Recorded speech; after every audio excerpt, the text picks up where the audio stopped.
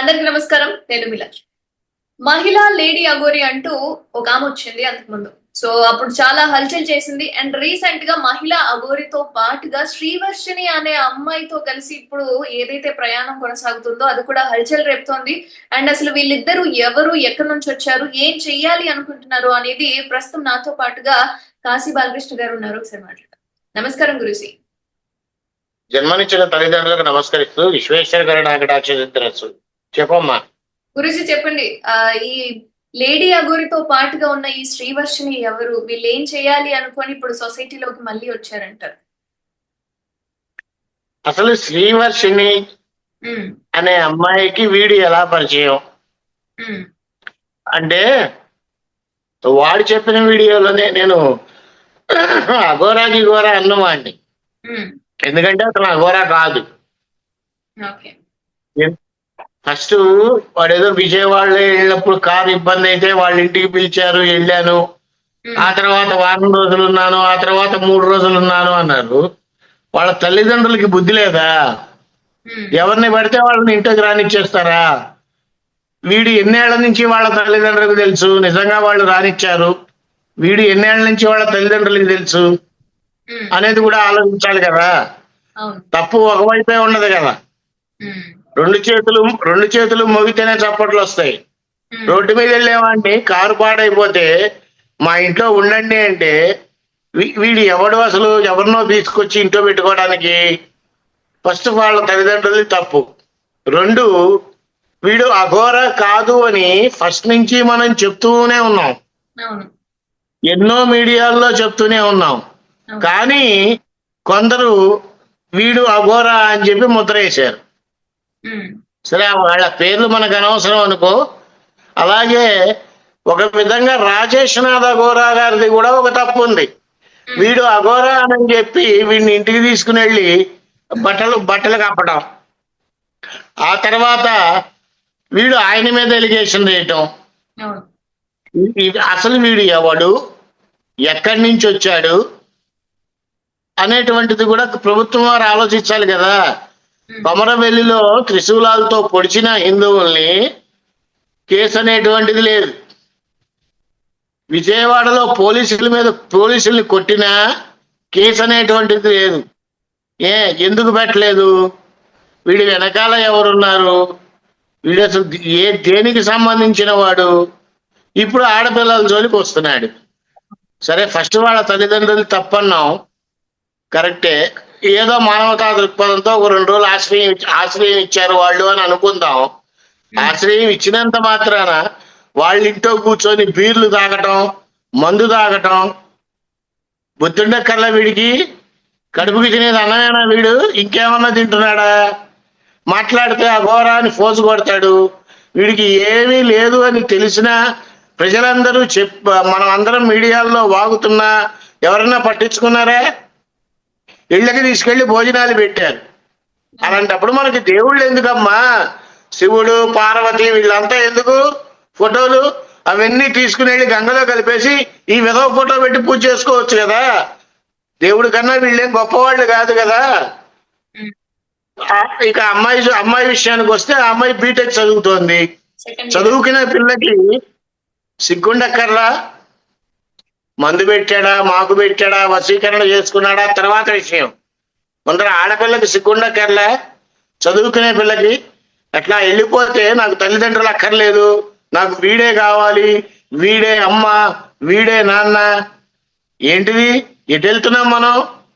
చదువుకునే పిల్లలు కూడా ఇదే తయారవుతున్నారండి. ఇక్కడ విషయం ఆ అమ్మాయి విషయం ఒకటే కాదమ్మా. అలా చెప్పి ఎంతమంది అమ్మాయిల్ని మోసం చేస్తున్నాడు. ఇంకో 2 అమ్మాయిలు కూడా కనిపించకుండా పోతున్నారని ఆ అమ్మాయి వాళ్ళు వీడు అమ్మాయిల్ని తీసుకెళ్ళి ఏం చేస్తున్నాడు? అమ్మేస్తున్నాడా? వీడి వెనకాల మాఫియా ఏమన్నా ఉందా? పోలీసులు తీసుకుని వెళ్ళి 4 ఉతికితే వీడి బతుకు, వీడి బండారం మొత్తం బయటపడుతుంది. ఈసారి ఇలాంటి వాళ్ళు ఎవరన్నా వచ్చినా ఆదరించకుండా తరిమేస్తూ ఉండాలి జనాలంతా కూడా. ప్రజల్లో కూడా రియలైజేషన్ అనేటువంటిది రావాలి. ఎవరు పడితే వాడు అఘోరా అంటాడు, ఇంకొకడు వస్తాడు, వాడు నేనే దేవుణ్ణి అంటాడు. ఇక ఈ కొత్త దేవుళ్ళు, కొత్త అవతారాలు రోజుకో అవతారం, రోజుకో మాయ. ఎక్కడికి వెళ్తున్నామమ్మా మనం? వీడు చేసినవన్నీ తప్పులే. ఫస్ట్ నుంచి మీరు టెలికాస్ట్ అయిన ప్రతి ఎపిసోడ్ చూసినా వీడు చేసినవన్నీ తప్పులే. తప్పులు చేసినా కూడా వీడు అక్కడ దాకా ఎందుకు, ఎవరో పోలీస్ స్టేషన్ పరిధిలో వీడిని పోలీస్ స్టేషన్ లోపలికి తీసుకుని వెళ్తే ఇన్స్పెక్టర్ల మీద ఎదురుదాడి చేస్తున్నాడు. అవును. ఎందుకు ఊరుకుంటున్నారు గవర్నమెంట్? అది రేవంత్ రెడ్డి గారి ప్రభుత్వం అయినా సరే, చంద్రబాబు నాయుడు గారి ప్రభుత్వం అయినా సరే, ఇంత దూరం తీసుకొచ్చారు అంటే కారణం అది ప్రభుత్వ వైఫల్యమే కదా.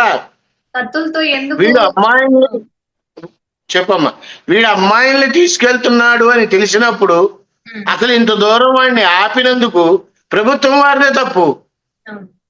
ప్రజలది తప్పు, చూస్తున్న మంది తప్పు. ఇన్ని తప్పులు చేస్తుంటే ఇప్పటికీ వాడిని వదిలిపెట్టారు.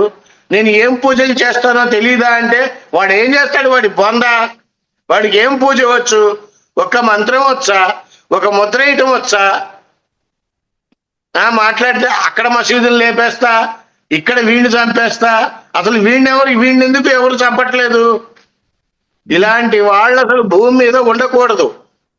ఎందుకంటే చీడ పురుగు, చెద పురుగు చక్కెర మొత్తం తినేస్తుంది అన్నట్టు ఇలాంటి వాళ్ళు ఉంటే రాష్ట్రం మొత్తం నాశనం అవుతుంది. ఇప్పుడు ఆడపిల్ల తల్లిదండ్రులు ఎంత బాధపడుతున్నారు? అమ్మాయిని కని పెంచి పోషించి చదివించి ఎవడో ఎత్తుకెళ్ళిపోయాడు అని అంటే అసలు ఏమైపోతుంది? మనం ఎటువైపు వెళ్తున్నాము? వాడు ఎవడని చెప్పి ఆసరా ఇచ్చారు? అసలు వాడికి తప్పు తల్లిదండ్రులు కూడా ఉంది కదా. చెప్పమ్మా. అంటే వాళ్ళిద్దరికి ముందే వాళ్ళిద్దరికి ఈ బంధం అనేది ఉందని, కొంతమంది లవర్స్ అంటున్నారు, ఆల్రెడీ వీళ్ళిద్దరు రిలేషన్షిప్ లో ఉన్నారని అంటున్నారు. అమ్మా, అన్నీ తెలిసి నువ్వు కూడా ఇలా మాట్లాడటం నాకు అర్థం కాల. వీళ్ళిద్దరికి బంధం ఉంది అంటే వీడి అంగాన్ని త్యాగం చేశాడు కదా. అవును. అంటే ఇప్పుడు వీడికి బంధం ఏంటి? వీడి బొందా? అంటే ప్రేమ గుడ్డిది అని అంటూ ఉంటారు కదా గురూజీ. ఆ విధంగా ఏమైనా రిలేషన్షిప్ లో ఉన్నారా? ఎందుకు ఈ విధంగా ఉంటున్నారు వాళ్ళిద్దరు అనేది కూడా జరుగుతుంది. వీడు ఏదో మందు పెట్టి ఆ అమ్మాయిని వశం చేసుకున్నాడు.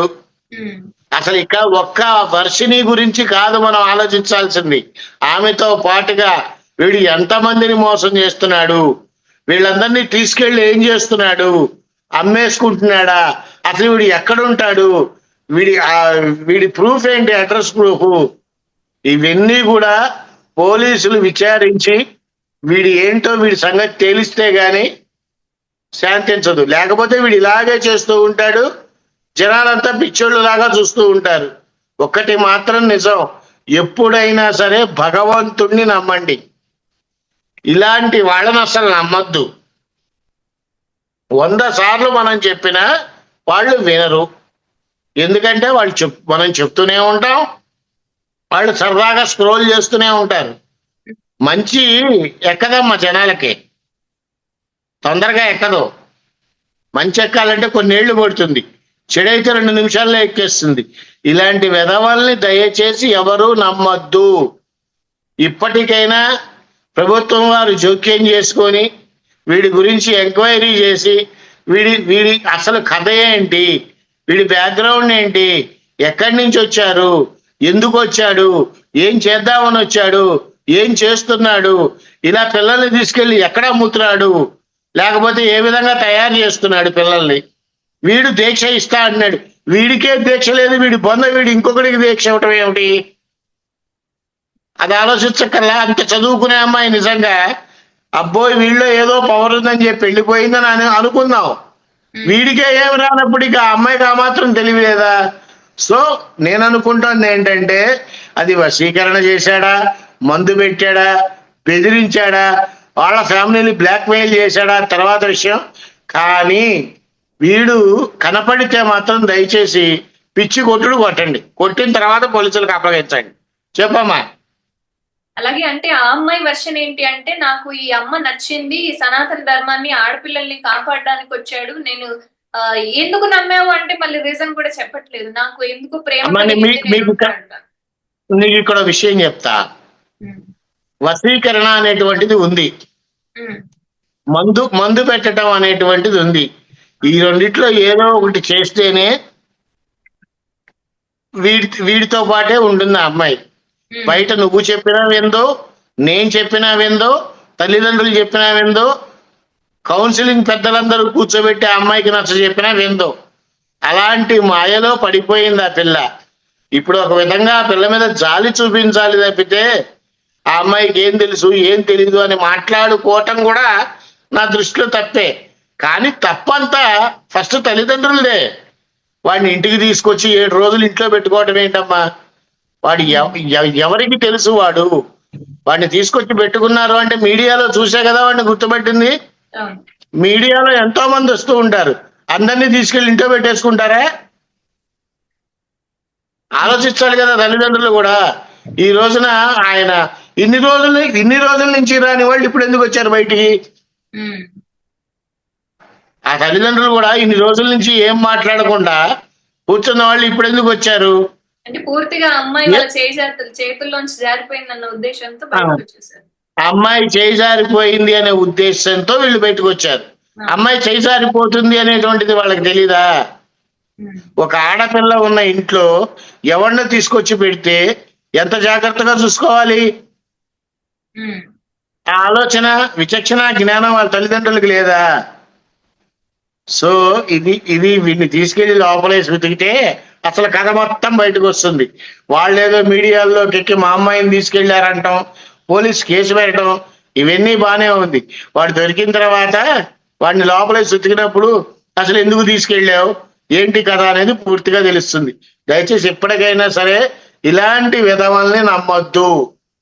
భగవంతుణ్ణి నమ్మండి, భగవంతుడి మీద ధ్యానం పెట్టండి, మీ పనులు మీరు చేసుకోండి, అన్ని సవ్యంగా అవుతాయి. అంటే గురూజీ, చెప్పమ్మా. ఇప్పుడు ఆ అమ్మాయిని ఎలా కాపాడుకోవచ్చు అంటారు? ఒకవేళ అంటే వాళ్ళిద్దరిని సెపరేట్ చేయడమేనా? మందు పెట్టేది ఏదో అంటున్నారు కదా, సో ఇక్కడ ఎలా కాపాడుకోవాలి అని అంటే ముందర అసలు కేసు పెట్టారు కదమ్మా. అవును. పోలీసులు తీసుకొస్తారు కదా. ఉమ్, తీసుకొచ్చిన తర్వాత ఇక ఆ పిల్లని ఎక్కడికన్నా తీసుకుని వెళ్ళి ఎక్కడ మందు కక్కించడమో, లేకపోతే వాడినే తంతే వాడేం చేశాడో చెప్తాడు. ఇది ఒక పెద్ద లాంగ్ స్టోరీ అవుతుంది దానికి. ఇప్పుడు మనం డిసైడ్ చేయలేం. బట్ ఇక్కడ అసలు అమ్మాయిలను ఏం చేస్తున్నాడు వీడు, ఉమ్, ఎవరికి అమ్మేస్తున్నాడు అనేది కూడా ఆలోచించాలి కదా. అంతకుముందు వాడే చెప్పాడు, ప్రతి ఇంట్లో ప్రతి ఆడపిల్లని ఒక అఘోరాగా మారుస్తా అన్నాడు. అవును. వాడు చెప్పిన వీడియోలోనే ఉంది, కావాలంటే రీకలెక్ట్ చేసుకోండి. అంటే వీడు ఏ ప్లాన్ తో వచ్చాడు, ఇవన్నీ ఆలోచించాలి. సో ఇదంతా కూడా నాకు తెలిసినంత వరకు వాడిని ముందర కొట్టి తర్వాత పోలీసులకు అప్పగించడం బెటర్. రెండోసారి ఇలాంటి యథవ పనులు చేయకుండా ఎవ్వరూ కూడా ఇలాంటి పిచ్చి వాటి జోలికి వెళ్లకుండా జాగ్రత్తగా ఉంటే చాలా బాగుంటుంది అని నా అభిప్రాయం. చెప్పు తల్లి. ఇంకొక మనోవాంఛాఫల సిద్ధిరస్తు. చెప్పు.